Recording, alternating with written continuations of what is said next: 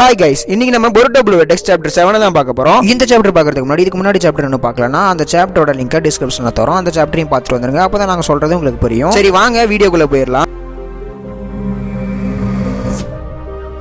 போன சாப்டரோட லாஸ்ட்ல பொருட்டோவை மிட்சுகி கொலவெறியோட துரத்திட்டு வந்திருப்பான். மிட்சுகியை பார்த்த பொருட்டோ மாப்பிள்ள என்னோட ஒரு முகத்தை தானே பார்த்திருக்க, இன்னொரு முகத்தை நீங்க பார்க்க போறடான்னு யோசிக்கும் போதே முடிச்சிருப்பானுங்க. இந்த சாப்டரோட ஸ்டார்டிங்லயே மிட்சுகி வந்து ஏதோ தத்துவ மாதிரி நான் தான் நிலா, இப்ப இருட்டுக்குள்ள தள்ளப்பட்டிருக்கேன், என்னால சுயமா வெளிச்சமே தர முடியாது, அதனாலதான் நீ தேவைப்படுற அப்படின்னு யார்கிட்டயோ பேசிட்டு இருக்கான். யாரான்னு பார்த்தா அழைச்சு வாயன் கவாகி. மறுபடியும் மிட்சுகியே பேச ஆரம்பிக்கிறான். நீ தான் என்னோட சூரியன், நீ என்கிட்ட இருக்கிற வரைக்குமே என்னாலையும் இருட்டுல இருந்து வெளிச்சம் தர முடியும், நீ தான் என்னோட வாழ்க்கைக்கு ஒரு அர்த்தத்தையே கொடுத்திருக்க, நான் இப்ப உயிரோட இருக்கிறதுக்கும் நான் மனுஷனா வாழ்றதுக்கும் நீ தான் ஒரு அர்த்தத்தையே கொடுத்திருக்க கவாக்கி. இதையெல்லாம் மனசுலயே மிட்சுகி நினைச்சுக்கிட்டு இன்னொரு ஆங்கிள் தான் காட்டுறானுங்க. சேஜ் மோடோட கொலவெறியா அட்டாக் பண்ண போறான் பொருட்டோவை. மிட்சுகி வர்ற வேகத்தை பார்த்து பொருட்டோவும் வர்றாயா வந்துட்டாயா அப்படின்ட்டு சுரிக்கனை தூக்கி அடிக்க ஆரம்பிக்கிறான். ஆனா சுரிக்கனை எல்லாம் மிட்சுகி அசால்ட்டா அவனோட பாம்பை தட்டி விட்டு அவனோட பாம்பை எல்லாம் யூஸ் பண்ணி பொருட்டோவை அட்டாக் பண்ண ட்ரை பண்ணிட்டு இருக்கான். மிட்சுகியோட பாம்பை எல்லாம் பார்த்தா அனகொண்டா படத்துல வர்ற பாம்பு மாதிரி அத்தா தண்டி இருக்கு, ஒரு மனுஷன் ஒரே வயல முழுங்கும் போல. மிட்சுகியோட பாம்பு கிட்ட எல்லாம் கொஞ்ச நேரம் ஆட்டம் கட்டிட்டு இருந்த பொருட்டோ இதுக்கு மேலாம் முடியாதா சாமின்னு ஃப்ளைங் ரேஸ் ஜூஸ் யூஸ் பண்ணி மிட்சுகிக்கு பின்னாடியே வந்து நிக்கிறாப்ல.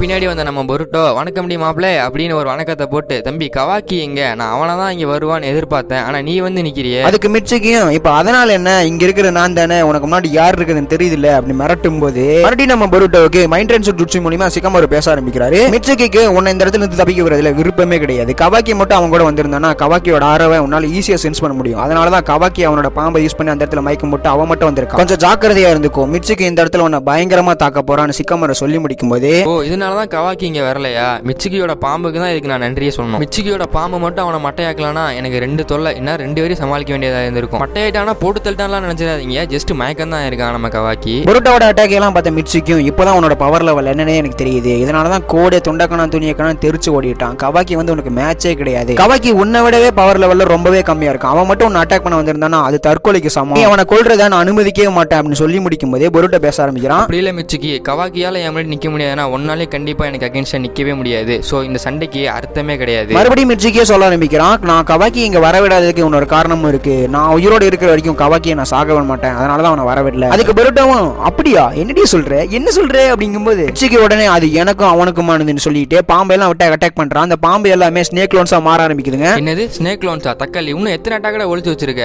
உன்னோட பெரும் தொல்லையா இருக்கா பொருட்டோ அப்படின்னு சொல்லிட்டு அந்த இடத்துல இருந்து தப்பிச்சு போக ஆரம்பிக்கிறான். மிட்சுகியோட பாம்பெல்லாம் மரங்கிறான் எல்லாத்தையும் தெறிக்க விட்டுட்டு வருதுங்க. மிட்சுகி நீ ஏன் இப்ப தேவையில்லாத ஆணியெல்லாம் புடிங்கிட்டு இருக்க, நீ பண்றத பார்த்தா இங்க இருக்க என்விரான்மெண்ட் தான் டிஸ்டர்ப் ஆயிட்டு இருக்கு, நீ என் கூட சண்டை போறதுக்கு அர்த்தமே இல்ல. உடனே மிட்சுகியும் அடம் கொய்யால இந்த பிரச்சனைக்கெல்லாம் மூல காரணமே நீ தான்டா, இந்த உலகத்தோட நன்மைக்காக உடனே செத்து போயிரு அப்படின்னு சொல்லிக்கிட்டே மரத்தை எல்லாம் தெறிக்க விட்டுட்டு வந்துகிட்டு இருக்கான். தம்பி மிட்சுகி நீ சொல்றது என்னமா வாஸ்தவம் தான், ஆனா என்னால இப்ப சாக முடியாது, ஏன்னா நான் பண்ண வேண்டிய விஷயம் இன்னும் நிறைய இருக்கு, அதனால என்ன சொல்றேன்னா உங்களோட விளாடுறதுக்குலாம் இப்ப எனக்கு டைமே இல்லை அப்படின்னு சொல்லிட்டு மிட்சுகியோட பாம்பையெல்லாம் தன்னோட கத்தி எடுத்து ஒரு சொல்லிட்டு மாசா போய் நிக்கிறாரு பொருட்டோ. மிட்சுகி பொருட்டோவை பார்த்துட்டு பா என்ன வேகண்டா, நீ மனுஷனா மிருகமா அப்படின்னு சொல்லிட்டு ஸ்னேக் லைட்னிங் அப்படின்னு அட்டாக் எடுத்துட்டு அட்டாக் பண்ண போறான். பொருட்டோ மிட்சுகியை பார்த்துட்டு நீங்க எனக்கு சலச்சம் வேலை மிட்சுகி அப்படின்னு தண்டர் போல்ட்னு ஒரு அட்டாக் எடுத்துட்டு போய் 2 பேருக்கும் டைரக்டான கிளாஸ் ஏற்படுது. அந்த இடத்துல உனக்கு 2 பேரோட அட்டாக் ஒரே நேரத்துல அடிச்சனால அந்த இடத்துல இந்த பாதி இடத்தை காணோம். பொருட்டோ உடனே மிட்சுகியோட கழுத்துல கத்தி எடுத்து வச்சுட்டு நான் சொல்றதை கேளு மிட்சுகி, இதோட நிறுத்திக்கலாம். மிட்சுகி நீ என்ன நினைச்சிட்டு இருக்க, நீ என்ன இங்க சாகவா வந்திருக்க, உன்னோட ஹோப்பை நீ ஃபுல்லா இழந்துட்ட போல, நான் சொல்றதை கேட்டா உன்னோட மைண்டை நீ சேஞ்ச் பண்ணிக்கிறதுக்கு வாய்ப்பு இருக்கு. மிட்சுகி என்ன அப்படின்னு கேட்கும்போது பொருட்டோ உடனே சொல்ல ஆரம்பிக்கிறான். உன்னோட தலைவிதி இப்ப ரொம்பவே குழப்பமா இருக்கும், ஏன்னா நீ எதை கரெக்ட்னு நினைக்கிறியோ அது ரொம்பவே தப்பு, உன்னால உன்னையே நம்ப முடியல மிட்சுகி அப்படின்னு சொல்லி முடிக்கும் போது மிட்சுகியும் எதை பத்திடா பேசிட்டு இருக்க அப்படிங்கிறான். உடனே சொல்ல ஆரம்பிக்கிறான் கவாக்கி அதான் உன்னோட சூரியன், உன்னை இப்ப விலகிட்டு இருக்குல்ல, ஒரு கட்டத்துக்கு மேல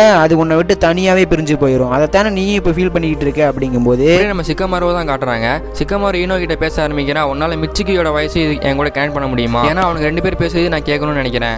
அதுக்கு நம்ம ஈனோ சொல்றா நீ என்ன பைத்தியக்காரனா, அதுக்கு வாய்ப்பே இல்லை, என்கிட்ட எல்லாம் அந்த அளவுக்கு பவர் இல்லை, இது வந்து ரொம்ப ரொம்ப ரிஸ்க். கட் பண்ணி மிட்சுகி தான் காட்டுறாங்க. மிட்சுகி பொருட்டோவை பார்த்து பொருட்டோ நீ என்னை பத்தி முதல்ல திங்க் பண்றது நிறுத்து, உனக்கு என்னை பத்தி எதுவுமே தெரியாது, நீ ஒரு துரோகி. அதுக்கு பொருட்டோவும் உனக்கு தான் இப்போ ஒரு விஷயம் முழுசா தெரியல, ஏன்னா நீ யாரை இப்ப சூரியனை நினைச்சுக்கிட்டு இருக்கியோ அவனோட சூரியனே கிடையாது, இதோட கடைசியா அப்படின்னு சொல்லி முடிக்கும் போது மிட்சுகி வந்து ஒரு மாதிரி சாக்கல என்னது அப்படிங்கும்போது பொருட்டோ சிம்பிளா இது எப்படி எனக்கு தெரியும்னா நான் தான் உன்னோட சூரியன். கேட்ட உடனே மிட்சுகி பொருட்டோவை பாம்பை வச்சு சொல்லிட்டு பிடிச்சிட்டு எவ்வளவு தைரியம் உனக்கு, நீ என்னோட சூரியனா, இதை சொல்றதுக்கு உனக்கு எவ்வளவு தைரியம் இருக்கு. உடனே பொருட்டோவும் உனக்கு இன்னுமா புரியல இந்த பாம்பு எதுக்கு என்ன முழுசா அட்டாக் பண்ண மாட்டேங்குது அப்படின்னு. இதை பார்த்த மிட்சுகி மிட்சுகி நீ ஏன் தோக்கவே மாட்டேங்கிற, உன்னை பார்த்தா எனக்கு வித்தியாசமா தெரியுது அப்படிங்கிறான். உடனே பொருட்டவும் நான் அடிச்சு சொல்றேன், உன்னால அதை புரிஞ்சுக்க முடியும், கவாக்கி வந்து உன்னோட சூரியன் கிடையாது அப்படிங்கிறது. நீ எவ்வளவு நெருக்கமா கவாக்கி கிட்ட போயிட்டே இருந்தாலும் அவன் உங்ககிட்ட இருந்து தள்ளி தள்ளி போயிட்டே தான் இருப்பான். இதை கேட்டு நம்ம மிட்சுகி என்னடா சொல்ற, அதுக்கு வாய்ப்பே இல்லை அப்படிங்கிறான். பொருட்டும் அதுக்கு இந்த மாதிரி சூழ்நிலையில குழப்பமா இருக்கிறது இயல்பு தான், ஆனா உன்னால அதை புரிஞ்சுக்க முடியும், உன்னால மட்டும்தான் தேர்ந்தெடுக்க முடியும் உன்னோட சன் எப்படி இருக்கணும் அப்படின்றத அப்படின்னு சொல்லும் போது மிட்சுகி வந்து ஒரு செகண்ட் யோசிக்க ஆரம்பிக்கிறான். இதை கேட்டு நம்ம மிட்சுகி பொருட்டோ சுத்தி வச்சிருந்த பாம்பை இறக்கி விட்டுட்டு யாரா நீ, உண்மையிலே நீ யாரு அப்படிங்கிறான். பொருட்டோ உடனே மிட்சுகியை பார்த்து நீ கவலைப்படாத மிட்சுகி, கவாக்கியை கொல்ற ஐடியாவே எனக்கு கிடையாது, நீங்களா தான் தப்பா புரிஞ்சுக்கிட்டு இருக்கீங்க. எங்க 2 பேருக்குள்ளயுமே தீர்க்க வேண்டிய ஒரு பழைய கணக்கு இருக்கு, அதுவுமே அண்ணன் தம்பிக்குள்ள இருக்கிற ஒரு சின்ன பிரச்சனை தான். அதுக்கு நம்ம மிட்சுகி பொருட்டோவை பார்த்து அப்ப நீ எதுக்காக வந்து லார்ட் 7 நீ கொண்ட அப்படின்னு கேட்கறான். பொருட்டவும் லார்ட் 7 இன்னுமே உயிரோட தான் இருக்காரு, அதுவும் சேஃபா இருக்காரு, அண்மை மாம் அப்படின்னு சொல்ல வரான். உடனே மனசுக்குள்ளேயே யோசிச்சுட்டு அவரோட ஒய்ஃபும் இன்னும் உயிரோட தான் இருக்காங்க, அவ்வளவுதான் இப்ப என்னால சொல்ல முடியும் அப்படின்னு சொல்லும் போதே சிக்கமர் வந்து நோட் பண்ணிருப்பாரு போல, என்னது அப்படின்னு யோசிக்கிறான். அதுக்கு மிட்சுகியும் பொருட்டோவை பார்த்துட்டு பொருட்டோ நீ என்ன சொல்ற அப்படிங்கிறான். மிட்சுகி நான் உன்னை நம்புறேன், உன்னாலையுமே தனியா நின்று பிரகாசமா இருக்க முடியும், அந்த அளவுக்கு உங்ககிட்ட கேப்பபிள் இருக்கு, அதுக்கு நீ தகுதியானவன் தான், ஆனா நீயா தான் நினைச்சுக்கிற உனக்கு ஒரு சூரியன் வேணும் அப்படின்ற. அப்படி உனக்கு சூரியன் வேணும் நினைச்சுன்னா எந்த டைமா இருந்தாலும் சரி வா, வந்து என்னை தேடி கண்டுபிடி. இதை கேட்டுட்டு இருந்த நம்ம ஈனோ என்ன எலவடா சொல்றீங்க, இன்னும் நருட்டோ உயிரோடவா இருக்கான் அப்படின்னு ரொம்ப ஆனந்தத்துல இருக்கா. அதுக்கு உடனே சிக்கமாரோ பொருட்டோ நீ கொஞ்சம் தனியாவா, உங்ககிட்ட நான் கொஞ்சம் பேச வேண்டியது இருக்கு அப்படிங்கிறான். அதுக்கப்புறம் நம்ம ஈடாவையும் கவாக்கியும் தான் காட்டுறாங்க. கவாக்கி ஒரு மூலையில் நின்று தனியா எதையோ திங்க் பண்ணிட்டு இருக்கான். ஈடாவும் கவாக்கின்னு கூப்பிடும்போது கவாக்கி என்ன திங்க் பண்றான்றது தான் காட்டுறானுங்க. எங்க தான்டா போய் தொலைஞ்சான் இந்த சனியை மிட்சுகி அப்படின்னு யோசிச்சுட்டு இருக்கும்போது நம்ம சிக்கமாரோ தான் காட்டுறாங்க. இதுக்கெல்லாம் காரணம் வந்து ஈடாவோட ஆம்னிபொட்டன்ஸ் தானே, நம்ம மெமரி எல்லாம் ஆல்டர் ஆயிருக்கு, அதுவும் கவாக்கியோட விருப்பத்துக்கு ஏத்த மாதிரி. உடனே பொருட்டவும் உங்களுக்கு கொஞ்சம் கொஞ்சம் தெரிஞ்சிருக்கு, இந்த ஆம்னிபொட்டன்ஸ் பத்தி நீங்க ரொம்பவே தேடி வருத்தப்படாதீங்க, ஏன்னா இது மறுபடியும் உங்களுக்கு மறந்து போயிடும். இன்ஃபேக்ட் இதுதான் நீங்க ஃபர்ஸ்ட் டைம் நினைச்சிட்டு இருக்கீங்களா, இது ஃபர்ஸ்ட் டைம் கிடையாது, சாரடாவும் கிளாஸ் ரெப்பும் உங்ககிட்ட பல தடவை இதை பத்தி சொல்லியிருக்காங்க, ஆனா நீங்க தான் இதை மறந்துட்டீங்க. அதுக்கு நம்ம சிக்கமாரோ என்னது இதுக்கு வாய்ப்பே இல்லை அப்படிங்கிறான். பொருட்ட உடனே சொல்ல ஆரம்பிக்கிறான், இந்த ஆம்னிபொட்டன்ஸ் இதோட கான்செப்ட் என்னன்னு பார்த்தோம்னா உங்களோட மைண்ட்ல இது பர்மனெண்டெல்லாம் ஸ்டோர் ஆகாது, இது வந்து ஒரு டெம்பரரி தான், இது எப்ப வேணா மறைஞ்சு போலாம், இதுதான் அதோட பவர். நான் என்ன நினைக்கிறேன்னா கண்டிப்பா நானும் கவாக்கியும் எங்களோட இடத்த மறுபடியுமே மாத்திக்குவோம். அது மட்டும் இல்லாம இது எந்த ஒரு ப்ரூஃபுமே இல்லாம நீங்களா இதை கண்டுபிடிச்சிருக்கீங்க, இதை கேட்கும் போது எனக்கு ரொம்பவே இம்ப்ரெசிவா இருக்கு. அதுக்கு நம்ம சிக்கமாரோ இதை எப்படி ரிவர்ஸ் பண்றது, இது ரிவர்ஸ் பண்றதுக்கு வாய்ப்பு இருக்கா அப்படின்னு கேட்கறோம். அதுக்கு பொருட்டவும் இதுக்கு வாய்ப்பு இல்ல, இது உங்களோட மெமரியில வந்து ரியலாவே அப்ளை இருக்கு, அது மட்டும் இல்லாம நீங்க இதை கண்டுபிடிச்சிட்டீங்கன்னு தெரிஞ்சாலே அது மறுபடியுமே உங்களோட மைண்டை மாத்தியும். கவாக்கி என்னோட அப்பாவை பாதுகாக்கிறன்னு ஒரு இடத்துல சீல் பண்ணி வச்சிருக்கான், இது வந்து பாயிண்ட்லெஸ், அவனோட சாட்டிஸ்ஃபேக்ஷனுக்காக தான் இதை பண்ணிட்டு இருக்கான். நம்ம சிக்கமர் என்ன சொல்றான்னா பொருட்டோவை பார்த்துட்டு நான் உன் இடத்துல இருந்திருந்தா நான் என்ன யோசிப்பேன்னா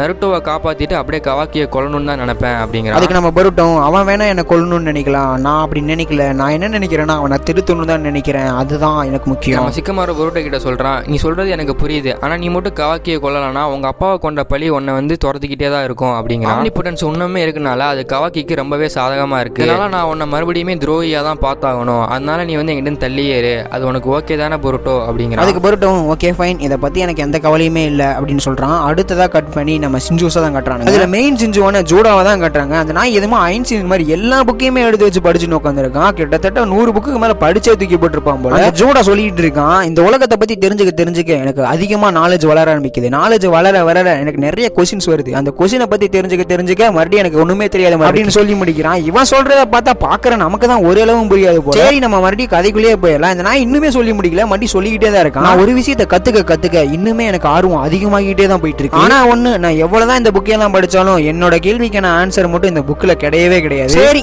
போய் நம்ம ஒரு விஷயத்தை போட்டு வரும், உசுமாக்கி நருட்டோ எங்கடா இருக்க தம்பி அப்படின்னு சொல்றதோட இந்த எபிசோட வந்து முடிச்சு கட்டுறானுங்க. இது வரைக்கும் நாங்க போட்ட பொருட்டோ ப்ளூ வெர்டெக்ஸ் மாங்கா வந்து ஒரு பிளேலிஸ்ட் ஆட் பண்ணி வச்சிருக்கோம், மறக்காம போய் செக் பண்ணி பாருங்க. நாங்க எக்ஸ்பிளைன் பண்ணது புரிஞ்சுதா புரியலையா அப்படின்றது வந்து இந்த வீடியோட கமெண்ட் பண்ணிருங்க, அப்பதான் நாங்க பார்த்து தெரிஞ்சுக்க முடியும். இந்த வீடியோ பிடிச்சிருந்தா இந்த வீடியோ ஒரு லைக் பண்ணிட்டு நம்ம சேனலை சப்ஸ்கிரைப் பண்ணி வச்சுக்கோங்க, அப்பதான் நாங்க போடுற ஒவ்வொரு வீடியோ உங்களுக்கு நோட்டிபிகேஷன் வரும். இதோட இந்த வீடியோவை முடிச்சுக்கலாம். தேங்க்ஸ் ஃபார் வாட்சிங்.